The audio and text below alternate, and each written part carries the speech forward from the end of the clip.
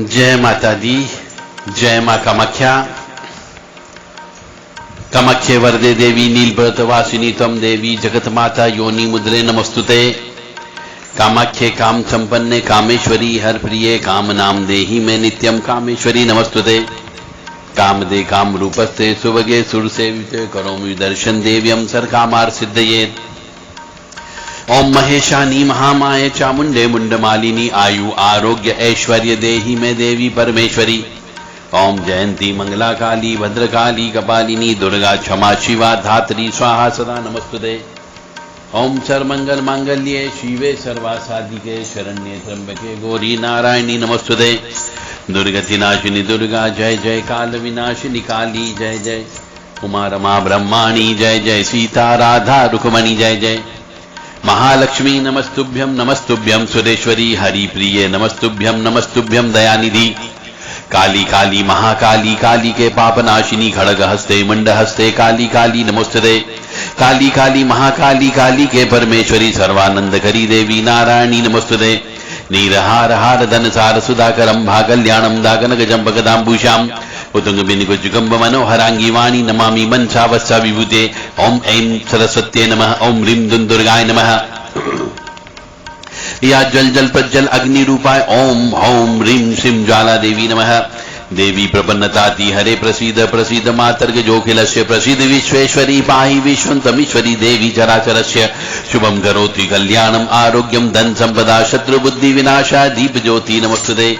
योनि मात्र शरीराय कुंजवासिनी कामदा रजस्वला महातेजा कामाक्षी ध्यायताम सदा। या देवी सर्वभूतेषु लक्ष्मी रूपेण संस्थिता नमस्तस्यै नमस्तस्यै नमस्तस्यै नमो नमः। मां भगवती जगत जननी आप सभी धर्म प्रेमी बंधुओं के कष्ट हरे, दुख हरे, पाप हरे, ताप हरे, संताप हरे, दारिद्र्य हरे और संकट हरे। केवल धर्म प्रेमी बंधुओं के। गीता जी में श्री कृष्ण जी कहते हैं, तू करता वह है जो तू चाहता है, पर होता वह है जो मैं चाहता हूं, और तू वह कर जो मैं चाहता हूं, तो फिर देखना वही होगा जो तू चाहता है। यानी कि भगवान श्री कृष्ण जी का कहना है कि मनुष्य को ईश्वर के प्रति समर्पण हो जाना चाहिए, उसे अपनी मर्जी से नहीं चलना चाहिए। हर मनुष्य अपनी मर्जी से चलना चाहता है, परंतु वो चल नहीं पाता है। ईश्वर चाहता है वैसा ही आपको चलना होगा, और यदि आपने ईश्वर के कहे अनुसार चलने लगे तो फिर वही होने लगेगा जो आप चाहते हो, यानी कि समर्पण भाव। यदि आप में समर्पण भाव आ गए तो आपका हर काम आपके हिसाब से होने लगेगा। देव राधा ट्रस्ट की तरफ से सत्यवाणी की प्रस्तुति।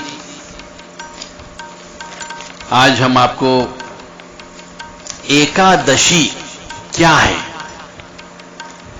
एकादशी क्यों रखना चाहिए, क्या एकादशी शुक्ल पक्ष की और कृष्ण पक्ष की दोनों रखना जरूरी है, और एकादशी रखने के क्या फायदे हैं, और एकादशी के दिन अन्न ग्रहण क्यों नहीं किया जाता है, और एकादशी के दिन अधिकांशतः सात्विक रूप से क्यों रहा जाता है। ये रहस्यमय ज्ञान आपको देव राधा ट्रस्ट की तरफ से सत्यवाणी चैनल के माध्यम से प्रस्तुत किया जा रहा है। श्री हरि विष्णु के निमित्त एकादशी मनाई जाती है, जो इस सृष्टि के पालनहार हैं। तो उनको पहले थोड़ा सा ध्यान के रूप में भज लें। ओम शांताकारं भुजंग शयनं पद्मनाभं सुरेशं विश्वाधारं गगनसदृशं मेघवर्णं शुभांगमं लक्ष्मीकान्तं कमलनयनं योगिभिः ध्यानगम्यं वन्दे विष्णुं भवभयहरं सर्वलोकैकनाथम्। शङ्खचक्रं सकिरीटकुण्डलं सपीतवस्त्रं सरसीरुहेक्षणं सहारवक्षस्थलं चोभिकौस्तुभं नमामि विष्णुं शिरसा चतुर्भुजम्। ये श्री हरि विष्णु की स्तुति है। इसको भी कोई मनुष्य यदि त्रिसंध्या में बोलता है अन्न ग्रहण करने के पहले, तो श्री हरि विष्णु की कृपा बरसने लगती है। जब उनकी कृपा बरसने लगती है तो धन की आवक होने लगती है। क्योंकि बहुत से मनुष्य हमने देखा अपने अपने इष्ट का ध्यान कर लेते हैं, ओम नमः शिवाय बोल लेते हैं या कोई नमो नारायण बोल लेता है, और विष्णु को भी इष्ट कम बनाते, ठाकुर जी को ज्यादा बनाते हैं, तो सिर्फ हरे कृष्ण हरे कृष्ण हरे कृष्ण कृष्ण कृष्ण हरे हरे बोलते रहते हैं। उनकी ये विशेष स्तुति है, इसलिए बोला करें।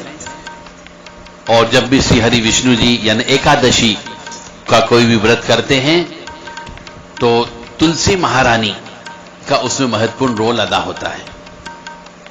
तो नमो नमो तुलसी महारानी, नमो नमो हरि की पटरानी, जाके दरस परस अग्ना से महिमा वेद पुराण बखानी, शाखा पत्र मंजरी कोमल, शाखा पत्र मंजरी कोमल, श्रीपति चरण कमल लपटानी, धन्य आप ऐसो व्रत कीनो, सालीग्राम के शीश चढ़ानी, 56 भोग धरे हरि आगे, तुलसी बिन प्रभु एक न मानी, प्रेम प्रीत करि हरिवंश किने, सांवरी सूरत हृदय समानी, भक्ति दान की जो महारानी। जय हो तुलसी माता की।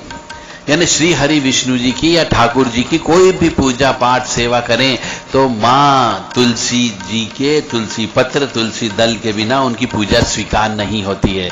यानी रहस्यमय ज्ञान में यह है कि जब भी आप श्री हरि विष्णु या ठाकुर जी की पूजा करें तो पहले उनको भोग अवश्य लगाएं, और भोग में लहसुन प्याज वाला कोई भी भोजन नहीं लगाना है उनको, और साथ में बिना तुलसी के वो भोग स्वीकार करते ही नहीं है। इसीलिए जो मनुष्य श्री हरि विष्णु की सेवा करता हो, ठाकुर जी को सेवा करता हो, जिन्होंने ठाकुर जी को इष्ट बना लिया हो, श्री हरि विष्णु को इष्ट बना लिया हो, ओम नमो भगवते वासुदेवाय, ओम नमो नारायणाय, ओम क्लीं कृष्णाय नमः, यदि इन मंत्रों का जप करते रहते हो तो आपको लहसुन प्याज बिल्कुल भी नहीं खाना है, मसूर की दाल या मसूर भी नहीं खाना है, और रोजाना श्री ठाकुर जी को तुलसी पत्र अवश्य चढ़ाना है। देवी जी का जब भी भोग लगता है तो उसमें तुलसी दल नहीं चढ़ाया जाता है, इस बात का अवश्य ध्यान रखें। गणेश जी की भी यदि कोई पूजा करता है तो गणेश जी का जब भोग लगता है तो उसमें तुलसी पत्र नहीं चढ़ाया जाता है। इसके पीछे भी अलग अलग हमारे मतांतर और कहानियां हैं, समय आने पर वो भी बताई जाएगी कि मां भगवती देवी जी को तुलसी क्यों नहीं चढ़ाते हैं, गणेश जी को तुलसी जी क्यों नहीं चढ़ाते हैं, इस बारे में भी आपको विस्तृत जानकारी दी जाएगी। अब एकादशी व्रत रखने का फायदा, बहुत ही रहस्यमय ज्ञान बता रहा हूं, बहुत ध्यान से सुनिएगा। तो एकादशी व्रत जो रखने के कई फायदे होते हैं। पहला तो ये होता है कि पिछले जन्म के पाप कर्मों का प्रायश्चित हो जाता है। यानी आपको अब वो पिछले जन्म के कई जनों के संचित कर्म के लीजिए, यदि कोई पाप कर्म है जिसकी वजह से कष्ट आते हैं तो यहां पे कष्ट आना कम हो जाएंगे, क्योंकि आप एकादशी का व्रत रख रहे हो। तो पिछले जन्म के पाप कर्मों का प्रायश्चित हो जाता है। कुछ इस जन्म के पाप कर्मों के दोषों से मुक्त हो जाते हैं, यानी प्रायश्चित कर्म हो जाता है उसका भी।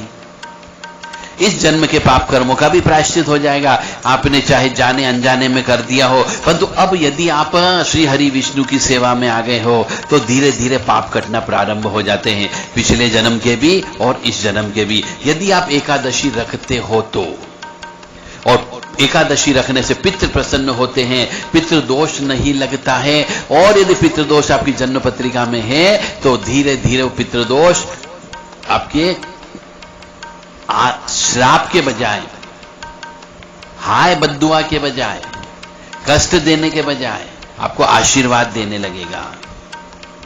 और आपके घर परिवार में यदि कोई आत्मा अतृप्त रह गई है, मरने वाली आत्मा यदि अतृप्त है तो वह तृप्त रहती है एकादशी का व्रत करने से। जहां पर या जिस घर में एकादशी का व्रत रखा जाता हो, चाहे स्त्री रखे या पुरुष रखे, प्रेत आत्माएं, पितृ आत्माएं तृप्त होती है और आशीर्वाद देती है। यानी कि आपको धन धान्य अवश्य प्राप्त होगा ही होगा। श्री हरि विष्णु के साथ साथ माता लक्ष्मी भी प्रसन्न रहती है, यानी घर में सुख शांति धन धान्य सभी उस घर में अवश्य उपस्थित होता है। आजकल एकादशी व्रत करना बहुत से घरों ने, बहुत से मनुष्यों ने छोड़ दिया, क्योंकि जिंदगी इतनी व्यस्त हो गई है कि सवेरे से उठ जाना पड़ता है और रात तक आना पड़ता है, खाली पेट कैसे काम करेंगे। इसलिए एकादशी व्रत करना मनुष्यों ने छोड़ दिया, जिसकी वजह से पितृ नाराज रहने लगे हैं और उन्हें तरह तरह की परेशानियां भी देने लगे हैं। तो मेरा सभी से निवेदन है कि यदि आप पापी मनुष्य हो, यदि आपके जीवन में कभी आपने सुख नहीं देखा हो, तो आप एकादशी का व्रत करना प्रारंभ कर लीजिए। धीरे धीरे पाप कटते जाएंगे और आपको सुख मिलता जाएगा। आप कहें हमने एक एकादशी रख ली, नहीं, अब जब तक जिंदा हो, जब तक आपसे बन पड़े आपको एकादशी का व्रत रखना है, तो धीरे धीरे पाप कटने लगेंगे। एकादशी एक प्रकार की तपस्या है और इस व्रत का नियम पालन करने से जीव आत्माओं को वैकुंठ धाम की प्राप्ति होती है। वैष्णव मत को मानने वाले या वैश्य मनुष्य अधिकतर इस व्रत का नियम पूर्वक पालन करते हैं, जिससे उनके यहाँ हमेशा धन धान्य भरा हुआ रहता है, परिवार एक साथ रहता है, खुशियां रहती है, आनंद रहता है। और जिस दिन व्रत उपवास रखा जाता है उस दिन का भोजन किसी ब्राह्मण को खिलाना चाहिए, या फिर भोजन को किसी ब्राह्मण को मंदिर में जाकर के दान देना चाहिए।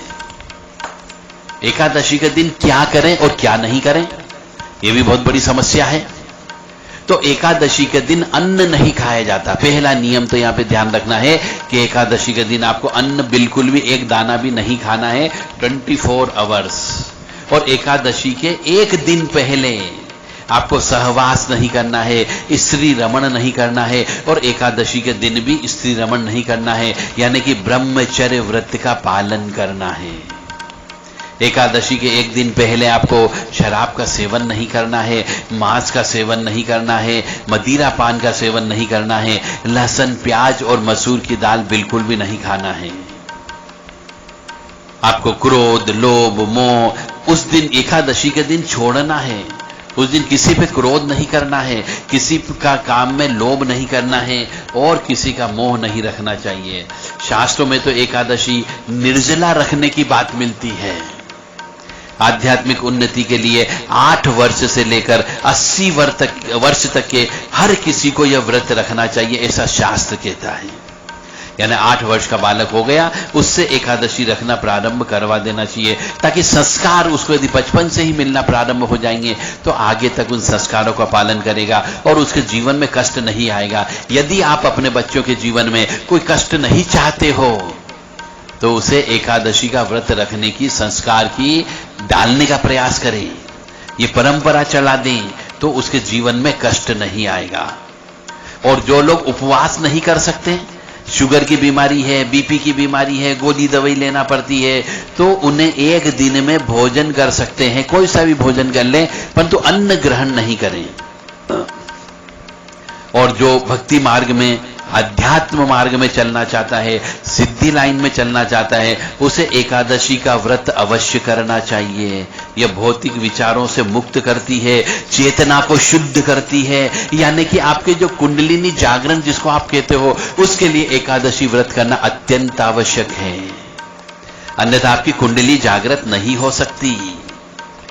मन में भौतिक इच्छा रखने वाले लोगों को, मोक्ष की इच्छा रखने वाले लोगों को, अपने उद्देश्य की पूर्ति के लिए प्रत्येक मनुष्य को एकादशी का उपवास रखना चाहिए। 11 इंद्रियां होती है, यानी 5 कर्मेंद्रियां और 5 जनेंद्रियां और एक मन। ये 11 इंद्रियों के द्वारा किए गए सभी पाप एकादशी का व्रत उपवास करने से नष्ट हो जाते हैं। इसलिए एकादशी का व्रत उपवास करना चाहिए। एकादशी के दिन अन्न क्यों नहीं खाते हैं? क्योंकि उस दिन अन्न में पाप पुरुष, यानी पाप का मूर्तिमान रूप अन्न में बैठता है। इसका अर्थ है कि संसार भर में जितने भी पाप कर्म पाए जा सकते हैं वे सब इस खाद्य पदार्थ यानी अनाज में निवास करते हैं। इसलिए मनुष्यगण को, जो कि जीवात्मा के आधारभूत लाभ के प्रति सजग होते हैं, वे कभी भी एकादशी के दिन अन्न ग्रहण नहीं करते हैं। यानी अन्न खाने का मतलब है उस दिन पाप अपने सिर पर चढ़ाना, तो इसलिए अन्न बिल्कुल भी ग्रहण नहीं किया जाता है। पाप पुरुष का मतलब है श्री हरि विष्णु के शरीर से ही उत्पन्न एक शक्ति है जिसको पाप पुरुष कहा जाता है, और वह एकादशी के दिन अन्न में विराजमान होता है। एकादशी के दिन अन्न खाने से पाप चढ़ता है, पाप की वजह से बीमारी आती है, और बीमारी से ताप आता है, ताप से कष्ट मिलता है, कष्ट से परेशानी मिलती है, और दुख संताप मिलता है। और एकादशी एक देवी है जो श्री हरि विष्णु से उत्पन्न है। एकादशी हर 15-15 दिन के बाद आती है। एकादशी और श्री हरि विष्णु अलग नहीं है।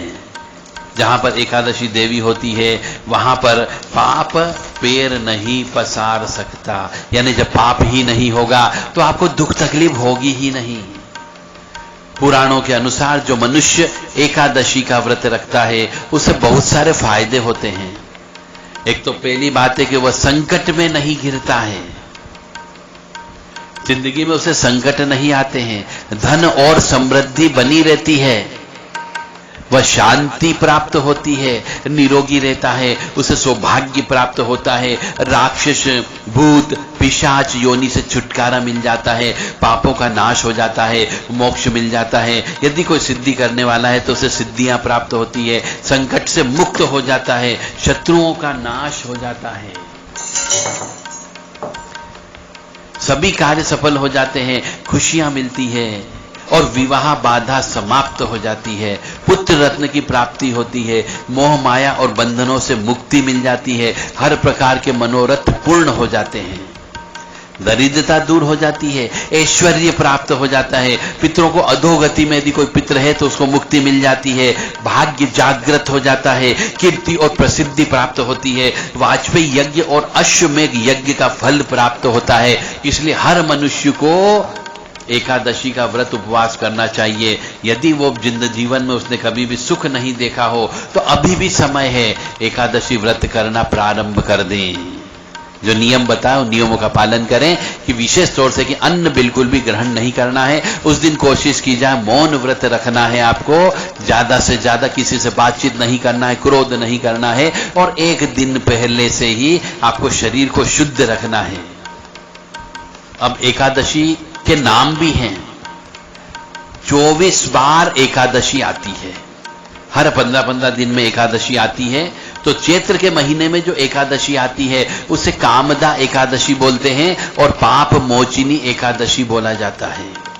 और वैशाख मास में जो एकादशी आती है उसे वरुथिनी एकादशी बोलते हैं, और दूसरी एकादशी जो आती है उसे मोहिनी एकादशी बोला जाता है। ज्येष्ठ नक्षत्र है, ज्येष्ठा माह होता है, उसके अंदर अपरा एकादशी आती है और निर्जला एकादशी आती है। आषाढ़ मास में जो एकादशी आती है उसको एक को योगिनी एकादशी बोलते हैं, और दूसरी को देवशयनी एकादशी बोला जाता है। श्रावण मास में जो एकादशी आती है उसे कामिनी एकादशी और पुत्रदा एकादशी कहते हैं। भाद्रपद मास में जो एकादशी आती है एक को अजा एकादशी और दूसरी को परिवर्तिनी एकादशी कहा जाता है। अश्विन के मास में जो एकादशी आती है, पहली एकादशी आएगी उसे इंद्रा एकादशी कहते हैं, और दूसरी एकादशी को पापांकुश एकादशी कहते हैं। कार्तिक मास में रमा एकादशी और प्रबोधिनी एकादशी, ये 2 एकादशी आती है। मार्गशीर्ष मास यानी कि अगहन मास में उत्पन्ना एकादशी और मोक्षदा एकादशी आती है। पौष के महीने में सफला एकादशी और पुत्रदा एकादशी आती है। माघ के महीने में षटतिला एकादशी आती है और जया एकादशी आती है। फाल्गुन मास में विजया एकादशी और अमल की एकादशी आती है। और अधिक मास यदि पड़ जाता है तो उसमें जो एकादशी आती है उसे पद्मिनी यानी कमला की एकादशी कहते हैं और परमा एकादशी कहा जाता है। इस प्रकार 24 एकादशी तो 12 महीने की हो गई, और अधिक मास यदि पड़ जाए तो 2 एकादशी और आती है। इस प्रकार से 26 एकादशी व्रत करना पड़ते हैं। और जितनी भी एकादशी है उन सबकी अलग अलग कथाएं हैं और अलग अलग फल प्राप्त होता है। इस प्रकार से 24 फल की प्राप्ति आपको इस एकादशी का व्रत करने से प्राप्त होते हैं। एकादशी को 11 भी कहते हैं कुछ लोग। इस तिथि के स्वामी विश्व देवता हैं और इसका दूसरा नाम नंदा भी है। एकादशी यदि सोमवार को पड़ती हो तो क्रकच योग बनता है, जिसको हम दूसरे शब्दों में दग्ध योग का निर्माण भी होता है। शुभ कार्य जब करते हैं तो क्रकच योग और दग्ध योग में कोई भी शुभ कार्य नहीं किया जाता है। चाहे एकादशी हो, शुभ कार्य करने के लिए इन तिथियों को छोड़ दिया जाता है। रविवार एवं मंगलवार की एकादशी जो पड़ती है उसे मृत्युदा एकादशी कहलाती है, और शुक्रवार को पड़ने वाली एकादशी सिद्धिदा एकादशी कहलाती है, और यह अग्नि दिशा का प्रतिनिधित्व करती है। एकादश्याम यथो दृष्टा विश्वदेवः प्रपूजितः प्रजां पशुं धनं प्रयच्छति मनहिं तथा, यानी कि एकादशी को विश्व देवा की पूजा करने से धन, धान्य, संतति, वाहन, पशु तथा आवास आदि सभी प्राप्त होता है। सबसे उत्तम एकादशी जो है इन 26 एकादशी में निर्जला एकादशी होती है। एकादशी के दिन लकड़ी से दातुन नहीं करना चाहिए। इस दिन कोई भी वृक्ष का पत्ता नहीं तोड़ना चाहिए। गीता का पाठ करना चाहिए और ब्राह्मण से गीता का पाठ सुनना भी चाहिए। ब्राह्मण के मुख से ही सुनना चाहिए और संकल्प लेना चाहिए कि आज एकादशी के दिन मैं चोरी नहीं करूंगा, पाखंडी से बात नहीं करूंगा, दुराचारी मनुष्यों से नहीं मिलूंगा और नहीं किसी का दिल दुखाऊंगा, और रात्रि में भजन कीर्तन करूंगा। ओम नमो भगवते वासुदेवाय का मंत्र एकादशी के दिन पूरे दिन भर जपते रहना चाहिए। विष्णु सहस्त्र नाम का पाठ भी स्वयं करना चाहिए। यदि कोई नियम में गलती हो जाए और आपको पता लग जाए कि मैंने नियम तोड़ दिया है, गलती से टूट गया है, तो तुरंत सूर्य नारायण भगवान के दर्शन कर माफी मांगे और धूप दीप लगा करके क्षमा मांग लें। एकादशी के दिन घर में झाड़ू नहीं लगाना चाहिए, क्योंकि इससे जीव मरने की संभावना होती है। चींटियां, कीड़े, कांटे मरने की संभावना होती है, इसलिए उस दिन एकादशी के दिन झाड़ू नहीं लगाना चाहिए। और एकादशी के दिन बाल नहीं कटाना चाहिए। एकादशी के दिन मौन व्रत रखे तो बहुत ही अच्छा होगा। एकादशी के दिन गाजर नहीं खाना है, शलजम नहीं खाना है, गोभी पालक भी नहीं खाना है, इनका सेवन नहीं करना चाहिए।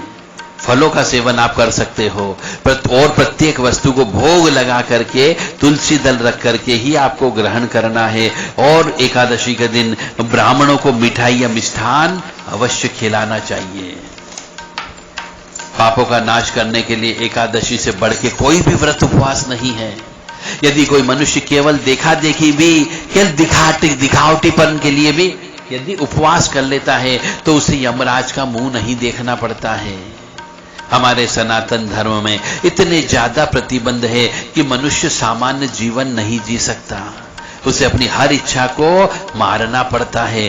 भोजन से लेकर के पहनने तक और शारीरिक आवश्यकताओं को त्याग करना होता है। इसलिए आधुनिक बालक बालिकाएं हिंदू सनातन धर्म को नहीं पढ़ रहे हैं, क्योंकि पढ़ लेते हैं तो उसे वह सामान्य जीवन नहीं जी सकते हैं। ये सामान्य जीवन रास नहीं आएगा, वह बाबा बन जाएगा, साधु बन जाएगा। पति पत्नी को यह नियम अधिकतर बता दिया जाए तो पति पत्नी अपने पति पत्नी का व्यवहार जो होता है उसे भूल करके भाई बहन जैसा व्यवहार करने लगेंगे। यह प्रतिबंध ही, जो जितने ज्यादा प्रतिबंध है, यही सनातन धर्म को कमजोर कर रहा है। और जो मनुष्य इन प्रतिबंधों का पालन करता है वह पापों से मुक्ति होकर के मुक्त हो जाता है, यानी कि विवाह वगैरह भी नहीं करता है। जो मनुष्य श्रीमद् गीता भागवत का अर्थ सहित कई बार यदि पढ़ ले और अर्थ को यदि जीवन में उतार ले तो शायद वो अपने जीवन में कभी विवाह नहीं करेगा, बच्चे पैदा नहीं करेगा। मां भगवती जगत जननी और श्री हरि विष्णु से हमारी प्रार्थना है कि आपको सुखी रखे, स्वस्थ रखे और प्रसन्न रखे। आपके कष्ट हरे, दुख हरे, पाप हरे, ताप हरे, संताप हरे, दारिद्र हरे और संकट हरे। ओम नमो भगवते वासुदेवाय। ओम क्लीं कृष्णाय नमः। ओम नमो नारायणाय। ओम लक्ष्मी नारायणाभ्यो नमः।